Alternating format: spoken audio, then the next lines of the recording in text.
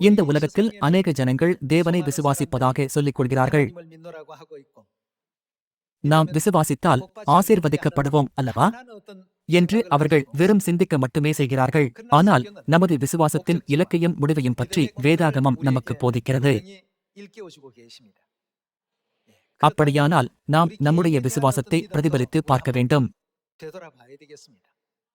நாம் தெளிவான இலக்கை கொண்டு விசுவாச பாதையை பின்பற்றுகிறோமா?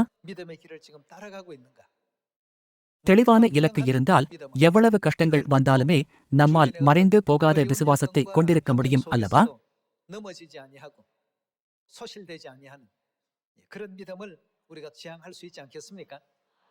அதனால்தான் அப்போஸ்தலர் பவுல் நிச்சயமில்லாதவாக ஓடேன் என்று சொன்னார். பிலிப்பியர் 3ஆம் அதிகாரம் 12ஆம் வசனத்தை பார்ப்போம்.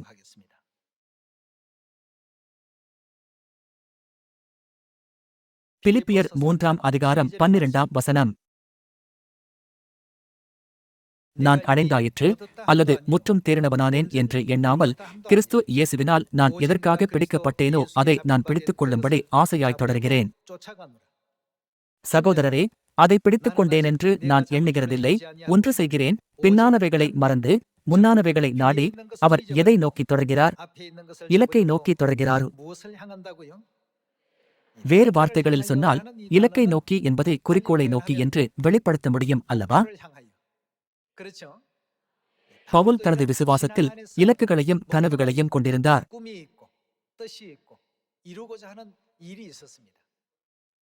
கிறிஸ்து இயேசுவுக்குள் தேவன் அழைத்த பரம அழைப்பின் பந்தயப் பொருளுக்காக இலக்கை நோக்கி தொடர்கிறேன்.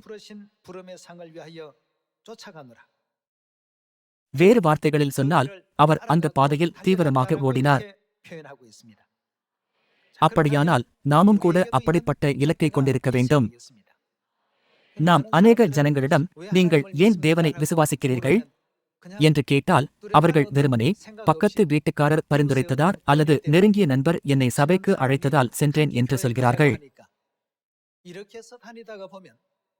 இருப்பினும் விசுவாசம் என்பது விசுவாச வனாந்தரத்தில் நடப்பதைப் போல் விவரிக்கப்பட்டுள்ளதால் அநேக கடினங்கள் எழும்புகின்றன.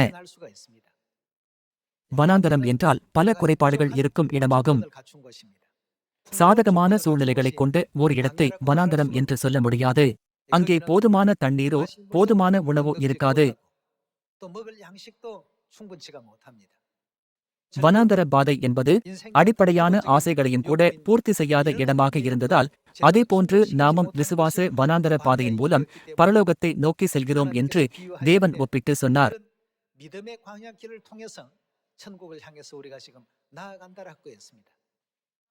ஆகையால் அநேக குறைபாடுகள் இருப்பது இயல்பானதுதான் அல்லவா?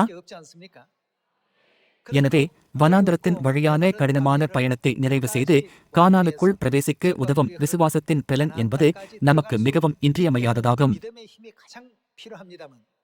இருப்பினும் அந்த விசுவாசத்தின் பலனானது ஓர் இலக்கை கொண்டிருந்தால் 400 வருடங்களானாலும் அந்த பயணத்தை நிறைவு செய்ய நமக்கு உதவுகிறது.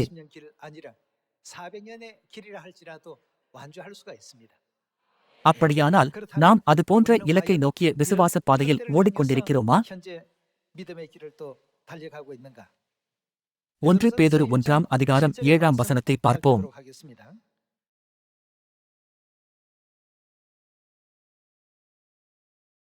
அழிந்து போகிற பொன் அக்கினியினாலே சோதிக்கப்படும், அதை பார்க்கிலும் அதிக விலையேற பெற்றதாயிருக்கிற உங்கள் விசுவாசம் சோதிக்கப்பட்டு இயேசு கிறிஸ்து வெளிப்படும்போது உங்களுக்கு புகழ்ச்சியும் கனமும் மகிமையுமுண்டாக காணப்படும். அவரை நீங்கள் காணாமலிருந்தும் அவரிடத்தில் நீங்கள் என்ன செய்கிறீர்கள்? அவரிடத்தில் அன்பு கூறுகிறீர்கள். இப்பொழுது அவரை தரிசியாமலிருந்தும் அவரிடத்தில் விசுவாசம் வைத்து சொல்லி முடியாததும் மகிமையால் நிறைந்ததுமாயிருக்கிற சந்தோஷமுள்ளவர்களாய் களிகூர்ந்து உங்கள் விசுவாசத்தின் பலனாகிய, அதாவது விசுவாசத்தின் நோக்கமாகிய என்ன? ஆத்தும ரட்சிப்பை அடைகிறீர்கள். அன்பர்களே, நம் ஆத்துமாக்களின் ரட்சிப்புதான் நமது விசுவாசத்தின் இலக்காகும். இது சபைக்குள் தன் அதிகாரத்தை செலுத்துவதை பற்றியது அல்ல. நாம் சபைக்கு வரும்போது தேவனுக்கு பயந்து தேவனை ஆராதித்து தேவனுடைய போதனைகளின்படி நீதியுள்ள வாழ்க்கை வாழும்போது தேவன் வாக்களித்த ஆத்துமாவின் ரட்சிப்பை பெறுவதே இலக்காக இருக்கிறதல்லவா?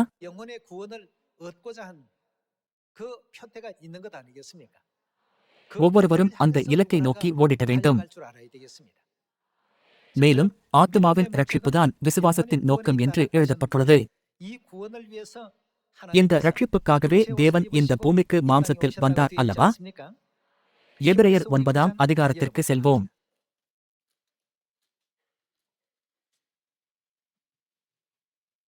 எபிரெயர் 9ஆம் அதிகாரம் 27ஆம் வசனம்.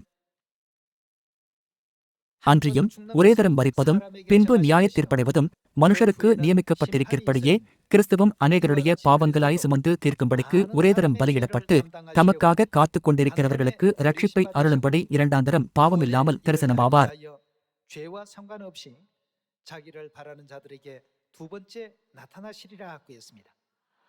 இந்த வசனம் கிறிஸ்து இரண்டாம் தரம் மாம்சத்தில் வருவார் என்ற வாக்குத்தத்தத்தை நமக்கு காண்பிக்கிறது. அவர் முதல் தரம் வந்தபோது 28ஆம் வசனமானது அவரை பாவ நிவாரண பலியாக விவரிக்கிறது. கிறிஸ்துவும் அநேகருடைய பாவங்களாய் சுமந்து தீர்க்கும்படிக்கு ஒரே தரம் பலியிடப்பட்டு, அப்படியானால் அவர் இரண்டாம் தரம் வரும்போது எப்படி? தமக்காக காத்துக் கொண்டிருக்கிறவர்களுக்கு ரட்சிப்பை அருளும்படி இரண்டாந்தரம் பாவமில்லாமல் தரிசனமாவார். அப்படியானால் நம் விசுவாசத்தின் இலக்கை எதன் மீது வைக்க வேண்டும்? நம் ஆத்துமாவின் ரட்சிப்பின் மீது வைக்க வேண்டும் அல்லவா? 2000 வருடங்களுக்கு முன்பு தனது முதல் வருகையில் நமது ஆத்துமாவிற்கான ரட்சிப்பின் வழியை ஸ்தாபித்தார். மத்தேயு 26ஆம் அதிகாரம் 17ஆம் வசனத்தை பார்ப்போம்.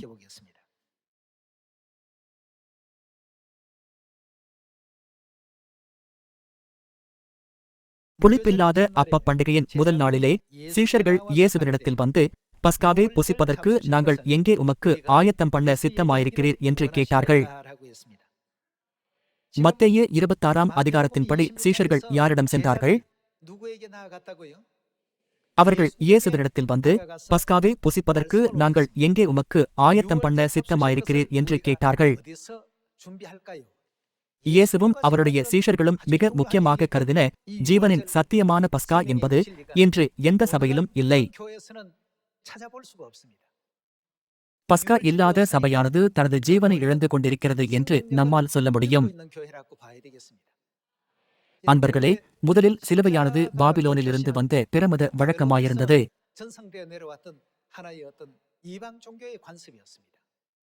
அவைகள் ஜீவனில்லாத கல்லறைகளில் வைக்கப்பட்டது. ஆனாலும் இன்று அது சபையின் கோபுரங்களின் மேல் வைக்கப்பட்டிருக்கிறது. மீண்டும் 17ஆம் வசனத்தை பார்ப்போம். புளிப்பில்லாத அப்ப பண்டிகையின் முதல் நாளிலே சீஷர்கள் இயேசுவினிடத்தில் வந்து, பஸ்காவை புசிப்பதற்கு நாங்கள் எங்கே உமக்கு ஆயத்தம் பண்ண சித்தமாயிருக்கிறீர் என்று கேட்டார்கள். அதற்கு அவர், நீங்கள் நகரத்திலே இன்னானிடத்திற்கு போய், என் வேளை சமீபமாயிருக்கிறது, உன் வீட்டிலே என் சீஷரோடே கூட இயேசு என்ன செய்யப் போகிறார், பஸ்காவாய் ஆசரிப்பேன் என்று போதகர் சொல்லுகிறார் என்று அவனுக்கு சொல்லுங்கள் என்றார். இயேசு, நான் பஸ்காவாய் ஆசரிப்பேன் என்று சொன்னாலுமே இன்றைய சபைகளோ நாம் அதை ஆசரிக்க தேவையில்லை என்று சொல்கிறார்கள். தாங்கள் சத்தியத்திலிருந்து வெகு தொலைவில் இருப்பதை நிரூபிக்கும் விதமாக சத்தியத்தை தவிர்க்கிறார்கள். உன் வீட்டிலே என் சீஷரோடே கூட பஸ்காவை ஆசரிப்பேன் என்று சொன்னவர் யார்? இயேசுதாமே நேரடியாக தம் சீஷர்களிடம் சொன்னார். 19ஆம் வசனத்தை பார்ப்போம். இயேசு கற்பித்தபடி சீஷர்கள் போய் அவர்கள் செய்ய வேண்டியதை பற்றி இயேசு சொன்னபோது அவர்கள் கீழ்ப்படிந்தார்கள். பஸ்காவில் மனுகுலத்தை ரட்சிக்கக்கூடிய வாக்குத்தத்தம் இல்லை என்றால் அது ஏன் வேதாகமத்தில் பதிவு செய்யப்பட்டிருக்கிறது? ஏனென்றால் அதற்கான தேவை இருக்கிறது. சீஷர்கள் தங்களது சொந்த விருப்பத்தின்படி ஆயத்தம் செய்யாமல் இயேசு கற்பித்தபடியே சீஷர்கள் போய் பஸ்காவை ஆயத்தம் பண்ணினார்கள்.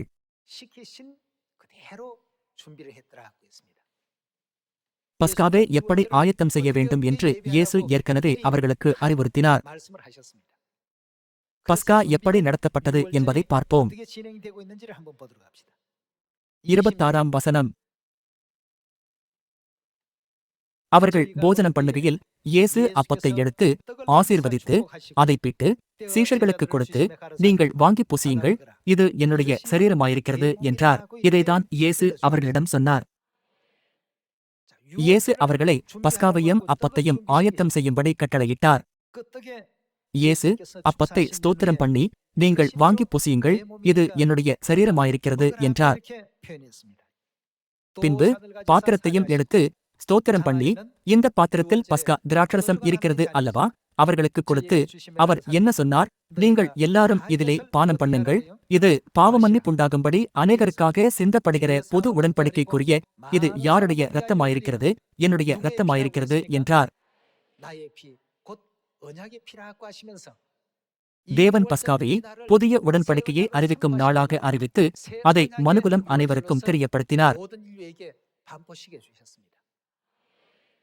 மோசேயின் நியாய பிரமாணத்தின்படி பஸ்கா ஆசரிக்கப்பட்டால் ஒரு மிருகம் தேவைப்படும். இருந்தாலும் இயேசு அப்பத்தையும் திராட்சரசத்தையும் எடுத்தார். பின்பு அவர் தம் சீஷர்களுக்கு அப்பத்தின் அர்த்தத்தை விளக்கினார். இந்த அப்பம் உங்கள் பாவ மன்னிப்புக்காகவும் உங்கள் இரட்சிப்புக்காகவும் நான் உங்களுக்கு கொடுக்கும் என் மாம்சமாயிருக்கிறது. இது என் சரீரம் என்றார். அவர் பஸ்கா திராட்சரசத்தையும் வழங்கினார். இந்த பாத்திரம் என் இரத்தத்தினாலாகிய பொது உடன்படிக்கையாய் இருக்கிறது. இது உடன்படிக்கைக்குரிய என் இரத்தம் என்றார். இந்த இரட்சிப்பின் கிரியையை லூக்கா சுவிசேஷத்தில் பின்வருமாறு பதிவு செய்யப்பட்டுள்ளது. லூக்கா சுவிசேஷம் 22ஆம் அதிகாரம் 7ஆம் வசனத்தை பார்ப்போம். லூக்கா 22ஆம் அதிகாரம் 7ஆம் வசனம். பஸ்காவாய் பலியிட வேண்டிய புளிப்பில்லாத அப்ப பண்டிகை நாள் வந்தது. அப்பொழுது அவர் இயேசு யாரை அழைத்தார், பேதுருவையும் யோவானையும் அழைத்து, பேதுரு மற்றும் யோவானின் கிரியையானது நாம் கற்றுக்கொள்ள வேண்டிய ஒன்றாகும்.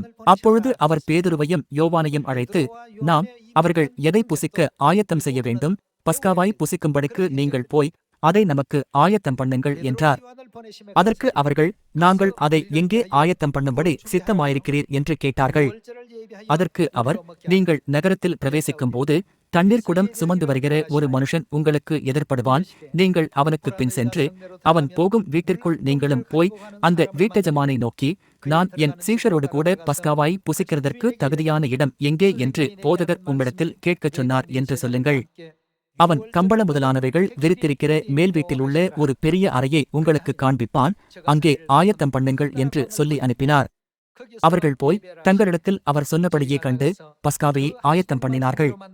வேளை வந்தபோது அவரும் அவருடனே கூட வேறு யார் 12 அப்போஸ்தலரும் பந்தி இருந்தார்கள். அப்பொழுது அவர் அவர்களை நோக்கி, நான் பாடுபடுகிறதற்கு முன்னே உங்களுடனே கூட இந்த பஸ்காவாய் புசிக்க மிகவும் ஆசையாயிருந்தேன். அவர் என்ன சொன்னார்? இந்த பஸ்காவாய் புசிக்க மிகவும் ஆசையாயிருந்தேன் என்றார். தம்முடைய முதல் வருகையில் இயேசு என்ற நாமத்தைக் கொண்டு இழந்து போனதை தேடவும் ரட்சிக்கவுமே என்ற நோக்கத்திற்காக மாம்சத்தில் வந்தார். இது லூக்கா 19ஆம் அதிகாரத்தில் பதிவு செய்யப்பட்டுள்ளது அல்லவா? இயேசு பஸ்காவை புசிக்க எவ்வளவு ஆசையாயிருந்தார் என்பது அவருக்கு பஸ்கா எவ்வளவு முக்கியமானது என்பதை காண்பிக்கிறது அல்லவா? அவர் மிகவும் மற்றும் ஆசையாயிருந்தேன் என்று சொல்லி அதன் முக்கியத்துவத்தை வலியுறுத்தினார். இது வெறும் 10% அல்லது 20% விரும்புவதை பற்றியது அல்ல, மாறாக 100%, 200%, 1000% அல்லது அதற்கும் அதிகமாக இருந்திருக்க வேண்டும். இந்த பஸ்காதான் இயேசு சுவிசேஷத்திற்குள் பதித்து வைத்தார். நாம் 19ஆம் வசனத்திற்கு செல்வோம். பின்பு அவர் அப்பத்தை எடுத்து ஸ்தோத்திரம் பண்ணி அதை பிட்டு அவர்களுக்கு கொடுத்து, இது உங்களுக்காக கொடுக்கப்படுகிற என்னுடைய சரீரமாயிருக்கிறது, என்னை நினைவு கூறும்படி இதை செய்யுங்கள் என்றார். போஜனம் பண்ணின் பின்பு அவர் அந்தப்படியே பாத்திரத்தையும் கொடுத்து, இந்த பாத்திரத்தில் பஸ்கா திராட்சரசம் இருக்கிறது அல்லவா, இந்த பாத்திரம் இது யாருக்காக சிந்தப்படுகிறது, உங்களுக்காக சிந்தப்படுகிற என்னுடைய இரத்தத்தினாலாகிய இது எப்படிப்பட்ட உடன்படிக்கையாயிருக்கிறது, புதிய உடன்படிக்கையாயிருக்கிறது என்றார். இது தேவன் மனுக்குலத்துக்காக ஸ்தாபித்த நியாய பிரமாணம் என்று இயேசு சொன்னார். அப்படியானால் பஸ்காவில் என்ன ரட்சிப்பின் வாக்குத்தத்தம் அடங்கியிருக்கிறது என்பதை பார்ப்போம். இது என் சரீரம், இது என் இரத்தம் என்று சொல்லி ஏன் இயேசு பஸ்கா அன்று அப்பத்தையும் திராட்சரசத்தையும் கொடுத்தார்? அவைகளை புசித்து பானம் பண்ணுவதை பற்றி இயேசு ஏன் இது உங்களுக்காக சிந்தப்படுகிறது என்று விவரித்தார்?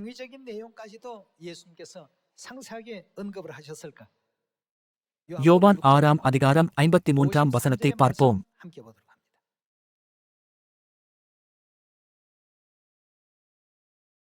53ஆம் வசனத்தை பார்ப்போம். அதற்கு இயேசு அவர்களை நோக்கி, நீங்கள் மனுஷகுமாரனுடைய மாம்சத்தை புசியாமலும் அவருடைய இரத்தத்தை பானம் பண்ணாமலும் இருந்தால் உங்களுக்குள்ளே உங்களிடம் என்ன இல்லை?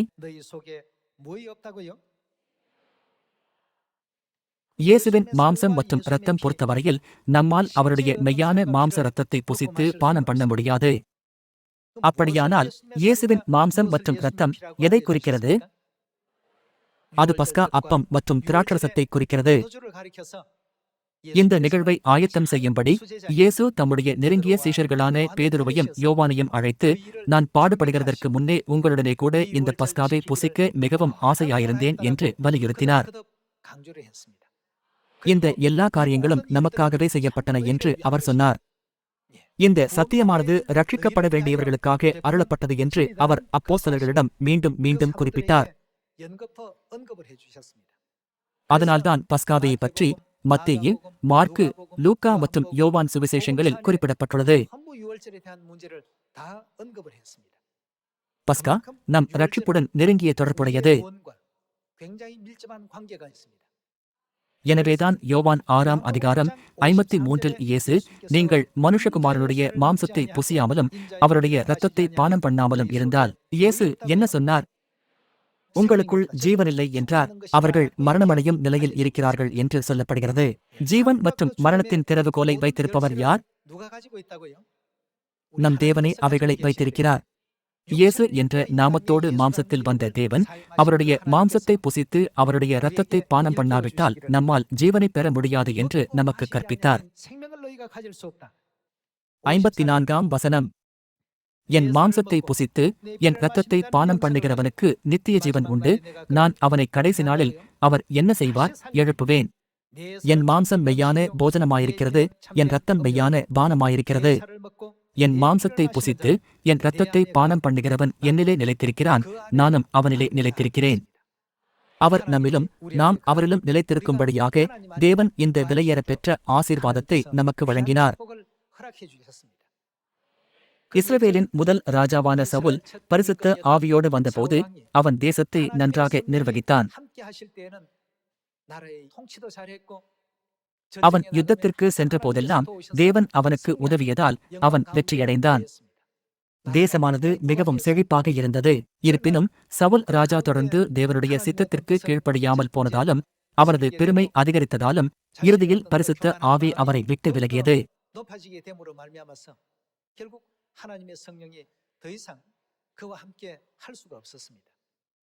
எனவே தேவன் சவுலை விட்டு விலகியதும் பொல்லாத ஆவி அவனுக்குள் நுழைந்து அவனை பகுத்தறிவில்லாமல் நடந்து கொள்ள செய்தது.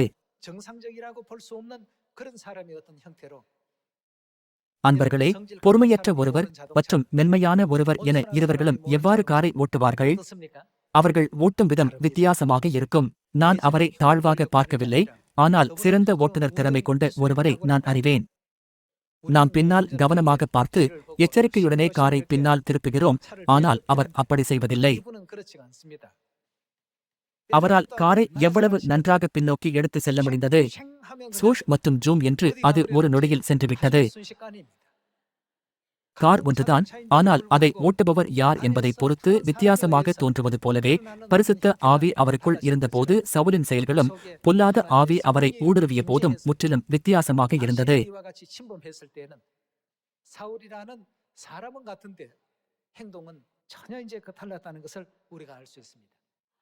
இருப்பினும் தேவன் என்ன சொல்கிறார்? என் மாம்சத்தை புசித்து என் இரத்தத்தை பானம் பண்ணுகிறவன் என்னிலே நிலைத்திருக்கிறான், மேலும் அவர் எங்கே நிலைத்திருப்பார்? தேவன் நமக்குள் நிலைத்திருப்பார். எனவே பஸ்கா எவ்வளவு விலையேற பெற்றதாக இருக்கிறது! இந்த புதிய உடன்படிக்கையில் வாசம் பண்ணுகிறவர்கள் அனைவரும் தேவனுடைய பரிசுத்த ஆவியின் கிரியையின் வாயிலாக பரிசுத்த ஆவியோடு கூடிய நித்திய ஜீவனின் ஆசீர்வாதத்தையும் பெறுவார்கள். எனவேதான் தேவனுடைய ஜனங்கள் பஸ்கா சத்தியத்தை ஆசரித்து வந்தார்கள். இருப்பினும் தேவனுடைய பரிசுத்த வார்த்தைகள் மறைந்து போகும் என்று தேவன் ஏற்கனவே தீர்க்க தரிசனம் உரைத்தார். அவைகளை அழிக்க யார் முயற்சிப்பார்கள் என்பதை தானியேல் 7ஆம் அதிகாரம் 20ஆம் வசனத்திற்கு சென்று பார்ப்போம். 7ஆம் அதிகாரம் 20ஆம் வசனத்தை பார்ப்போம். அதன் தலைமேல் உள்ள 10 கொம்புகளை குறித்தும் தனக்கு முன்பாக 3 கொம்புகள் விழுந்து போக எழும்பிறதுமாய் தானியேல் தீர்க்கதரிசனத்தை படித்தீர்களானால் கொம்பானது ராஜ்யத்தை குறிக்கிறது என்பதை அறிவீர்கள். தானியேல் தீர்க்கதரிசனத்தின்படி 10 ராஜ்யங்களில் 3 கொம்புகளான ஹெர்லி, வாந்தல் மற்றும் ஆஸ்ட்ரோகோத் ஆகிய 3 ராஜ்யங்கள் அழைக்கப்பட்டன. கண்களையும் பெருமையானவைகளை பேசும் வாயையுடையதுமாய் மற்றவைகளை பார்க்கிலும் பருமனாக தோன்றினதுமாயிருந்து அந்த வேறே கொம்பை குறித்தும் அவற்றின் பொருளையறிய மனதாயிருந்தேன். இந்த கொம்பு பரிசுத்தவான்களோடு யுத்தம் பண்ணி அவர்களை மேற்கொண்டது என்று கண்டேன்.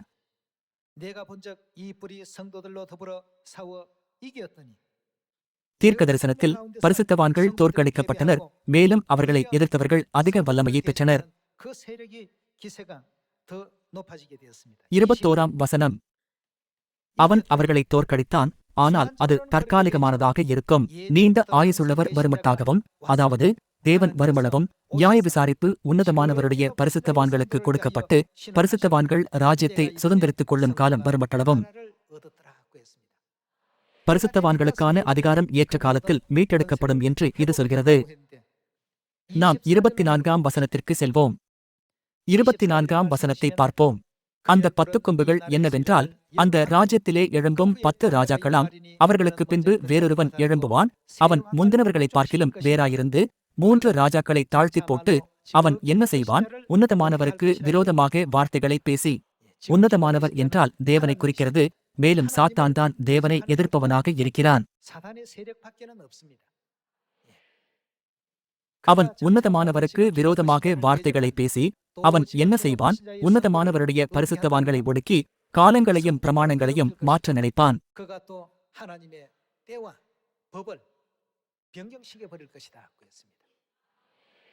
தீர்க்கதரிசனம் உரைக்கப்பட்டபடியே பஸ்கா கிபி 325 அழைக்கப்பட்டது. 4 ஆண்டுகளுக்கு முன்பு கிபி 321 ஓய்வு நாள் அழைக்கப்பட்டது. தீர்க்கதரிசனம் உரைக்கப்பட்டபடியே ஒவ்வொன்றாக நிறைவேற்றப்பட்டது. தேவனை விசுவாசிக்கிறவர்களின் இருதயத்திலிருந்து பஸ்கா என்னும் குறிப்பிடத்தக்க சத்தியத்தை அவ்வளவு சுலபமாக நீக்கிவிட முடியாது. எனவே கிபி 155 பஸ்காவை அழைக்கும் முதல் முயற்சி எழும்பியது. கிபி 155 கிழக்கத்திய சபையின் பாதிரியாராக இருந்த பாலிகார்ப்புக்கும் போப்பாக கருதப்படக்கூடிய மேற்கத்திய சபையின் அனுசிட்டஸிற்கும் இடையே ஒரு சர்ச்சை எழும்பியது. பஸ்கா ஆசரிக்கும் தேதியை குறித்த விவாதம் ஒரு சர்ச்சைக்கு வழிவகுத்தது. கிபி 197 இரண்டாவது சர்ச்சை எழும்பியது. அது ஒரேயடியாக அழைக்கப்படவில்லை. வாய்ப்பு கிடைக்கும் போதெல்லாம் சர்ச்சைகள் எழும்பின. பரிசுத்தவான்கள் தோற்கடிக்கப்படுவார்கள் என்று தீர்க்கதரிசனம் உரைக்கப்பட்டுள்ளது. அந்த அளவிற்கு அவர்கள் சத்தியத்தை இழந்துவிட்டார்கள் என்பதை இது குறிக்கிறது. கிபி 155, 197 மற்றும் 325. இயேசு பரமேறிய பிறகு சுமார் 300 ஆண்டுகளாக ஆரம்பகால சபையானது பஸ்காவை ஆசரித்தது. இருந்தாலும் பஸ்காவானது சூரிய கடவுள் வழிபாட்டின் தலைவரான ரோம பேரரசராலும் அவருக்கு இணங்கிய ரோம கத்தோலிக்க சபையாலும் கிபி 325 அழைக்கப்பட்டது. உன்னதமானவருக்கு விரோதமாக பேசுகிறவன் குறித்த காலங்களையும் நியாய பிரமாணங்களையும் மாற்றுவான் என்று எழுதப்பட்டிருக்கிறதல்லவா? தேவன் நம்மை ஆசரிக்கும்படி கட்டளையிட்ட பஸ்காவையை அவர்கள் அழைத்து கிறிஸ்துமஸை அறிமுகப்படுத்தினர். மேலும் ஓய்வு நாளை அழைத்து ஞாயிறு ஆராதனையை அறிமுகப்படுத்தினார்கள். சூரிய கடவுள் வழிபாட்டின் நடைமுறைகள் சபைக்குள் கொண்டுவரப்பட்டது. இதை இன்றைய சபைகளில் பார்க்க முடியும். பஸ்கா இல்லாதவர்களை பற்றி இயேசு என்ன சொன்னார்? உங்களுக்குள் ஜீவனில்லை என்றார். பஸ்காவை ஆசரித்து அவருடைய மாம்சத்தை புசித்து அவருடைய இரத்தத்தை பானம் பண்ணுகிறவர்களுக்கு நித்திய ஜீவன் உண்டு. அவர் அவர்களை கடைசி நாளில் எழுப்புவார். புதிய உடன்படிக்கை பஸ்காவின் முக்கியத்துவத்தை கருத்தில் கொண்டால் பஸ்கா அழைக்கப்பட்டதென்பது துயரமானதாகும். இன்று தந்தை தாயின் கிருபையினால் நம்மால் இதை பகுத்தறிய முடிகிறது. தேவன் செய்த கிரியையையும் சாத்தானால் வழிநடத்தப்படும் கிரியையையும் நாம் தெளிவாக பகுத்தறிய வேண்டும். வெற்று கண்களால் பகுத்தறிய முடியாத மிக சிறிய விஷயங்களை நம்மால் நுண்ணோக்கியின் வாயிலாக பார்க்க முடியும்.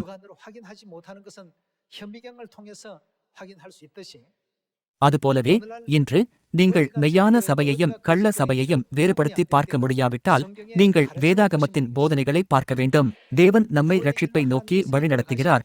எனவே நாம் ரட்சிப்பை அடைவதில் நமது விசுவாசத்தின் இலக்கை அமைத்திட வேண்டும். நம்முடைய விசுவாசத்தின் இலக்கை நாம் வேறொன்றில் வைத்தால் நித்திய அழிவானது நம்மை பின்தொடரும். ஜனங்கள் ஏன் தேவனுடைய சபையில் சிலுவை இல்லை என்று கேட்கிறார்கள். அப்படியானால் இது நாம் செய்யக்கூடாது என்பது தெளிவாக தெரிகிறது அல்லவா? நித்திய ஜீவனை வழங்கும் சபை ஏன் மரணத்தின் சின்னத்தை காண்பிக்க வேண்டும் என்று நம்மால் சொல்ல முடியும். அவர்களுக்கு இந்த பதிலை கொடுப்பது சரிதான். எனவே இன்று தந்தையும் தாயும் நமக்கு அருளிய புதிய உடன்படிக்கையின் பக்சாவை ஆசரிப்பதன் வாயிலாகவே நாம் தேவனில் இருக்கிறோம் என்பதை உறுதி செய்ய முடியும். இந்த மறுக்க முடியாத ஆதாரத்தோடு உறுதியான நம்பிக்கையோடு நித்திய ரட்சிப்பை அடைவோமாக. இது போன்ற ஆதாரத்தோடு நாம் பரலோகம் செல்ல வேண்டும். 1 யோவான் 5ஆம் அதிகாரம் 9ஆம் வசனத்தை பார்ப்போம்.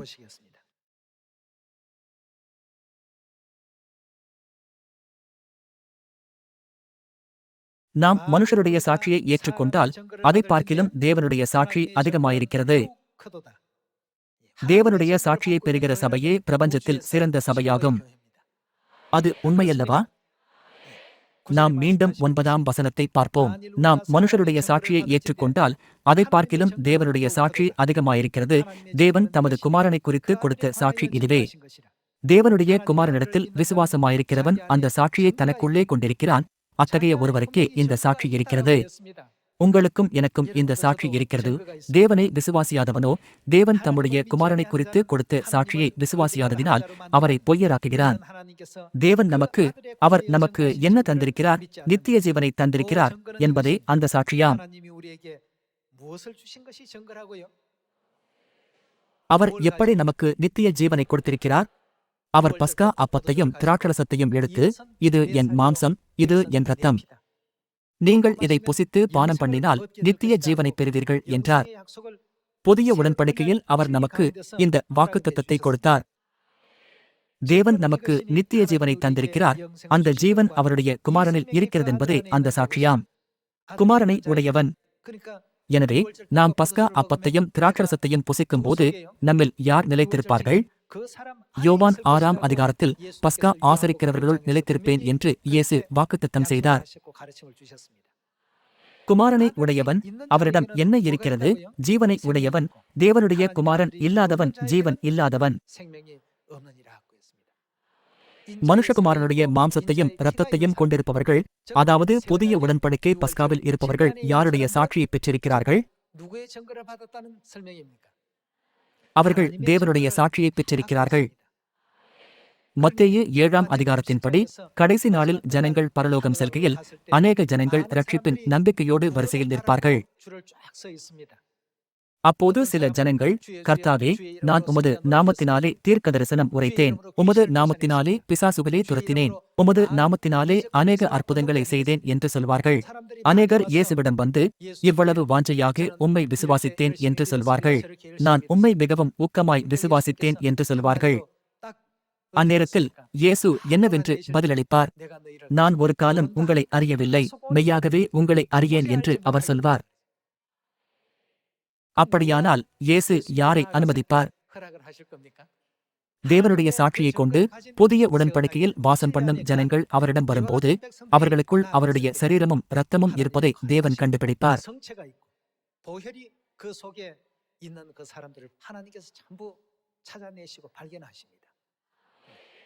மனித உடலுக்குள் ஒருவர் எப்படிப்பட்ட நோய்களால் பாதிக்கப்படுவார் என்பதையும் அவர் எவ்வளவு உயரமாக வளருவார்கள் என்றும் தீர்மானிக்கும் ஒரு வரைபடம் போன்ற செயல்பாடு இருக்கிறது என்று சொல்லப்படுகிறது. அது மரபணு வரைபடம் என்று குறிப்பிடப்படுகிறது. அதை பார்த்தாலே இந்த நபர் எந்த வயதில் எப்படிப்பட்ட நோயால் பாதிக்கப்படுவார் என்பதை நம்மால் அறிய முடியும். தேவன் இந்த வரைபடங்களை நம் மனித உடலுக்குள் வைத்துள்ளார், ஆனால் நாம் அவைகளை அறியவில்லை. இந்த பூமியில் மனிதர்கள் தோன்றிய காலத்திலிருந்து இன்று வரை ஆயிரக்கணக்கான ஆண்டுகளாக அப்படிப்பட்ட காரியங்கள் இருந்ததை மனிதர்களும் அறியவில்லை. இருந்தாலும் தேவன் அதை சிருஷ்டித்து அவர்களுக்குள் வைத்ததால் தேவன் அதை ஒரே பார்வையில் அறிந்திருக்கிறார். எனவே தேவன் தம்முடைய ஜனங்களின் இருதயங்களில் எதை வைப்பதாக சொல்கிறார்? எரேமியா 31ஆம் அதிகாரத்தில் நான் என் நியாயப் பிரமாணத்தை அவர்கள் உள்ளத்திலே வைப்பேன் என்று தேவன் சொல்கிறார். எனவே அவர்களது உள்ளத்திலே என்ன இருக்கிறது என்பதைக் கொண்டு அவர்கள் தம்முடைய ஜனங்களா என்பதை தேவன் அறிவார். எனவே அநேக ஜனங்கள் வந்து, கர்த்தாவே, விடியற்காலத்திலும் மலைகளிலும் நான் வாஞ்சையாய் ஜெபித்தேன், நான் அதிகமாக உபவாசம் இருந்தேன் என்பார்கள். அதற்கு அவர், நான் ஒருபோதும் உங்களை அறியவில்லை என்று சொல்வார். நம் உடலுக்குள் DNA வரைபடம் இருப்பது போலவே தேவனால் மட்டுமே அங்கீகரிக்கக்கூடிய காரியங்களும் இருக்கின்றன. கிறிஸ்துவின் பரிசுத்த மாம்சத்தையும் இரத்தத்தையும் காணும்போது தேவன் அவர்களை உடனடியாக அடையாளம் காண்பார். அவர், நீங்கள் என் குமாரராக இருக்கிறீர்கள், நீங்கள் என் குமாரத்தியாக இருக்கிறீர்கள் என்பார். இந்த தருணத்திலிருந்து இதன்படியே வாழ்வோம். நாம் தேவனால் அங்கீகரிக்கப்பட்டு அவரால் அங்கீகரிக்கப்பட்ட விசுவாசத்தில் வாழ்ந்து கொண்டிருப்பது எவ்வளவு சந்தோஷமானது! நாம் பரலோகத்தில் பிரவேசிக்கும் போது என்றென்றும் ஆசாரியர்களைப் போன்ற ராஜாக்களாக இருப்பதினால் இவ்வுலகிலிருந்து நாம் கொண்டு வந்த கவலைகளையும் பயங்களையும் உதறித் தள்ளுவோமாக.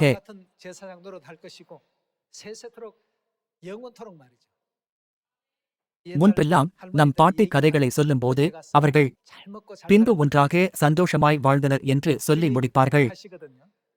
கதாநாயகன் மகிழ்ச்சியான முடிவைக் கொண்டிருந்த பல கதைகளை அவர்கள் நம்மிடம் சொல்லியிருக்கிறார்கள். இந்த பூமியில் நாம் யாருடைய பிள்ளைகள் என்று ஜனங்கள் அறியாமல் இருக்கிறார்கள். தீர்க்கதரிசனம் உரைக்கப்பட்டபடியே தேவனுடைய பரிசுத்த ஜனங்களாகிய நம்மை சாத்தான் துன்புறுத்துகிறான். அவன் நமக்கு துன்பத்தை கொண்டுவர பல்வேறு வழிகளை உருவாக்குகிறான். அப்படியிருந்தும் இறுதி வரை தேவனுடைய விலையேறப் பெற்ற வாக்குத்தத்தத்தை பற்றிக் கொண்டு புதிய உடன்படிக்கையின் ஓட்டத்தை நிறைவு செய்வோமாக. புதிய உடன்படிக்கையின் நிஜமான புதிய எருசலேம் பரலோக தாயின் வழியை நாம் இறுதி வரை பின்பற்றுவோம் என்று நம்புகிறேன். இத்துடன் இந்த உபதேசத்தை நிறைவு செய்ய விரும்புகிறேன். மிக்க நன்றி.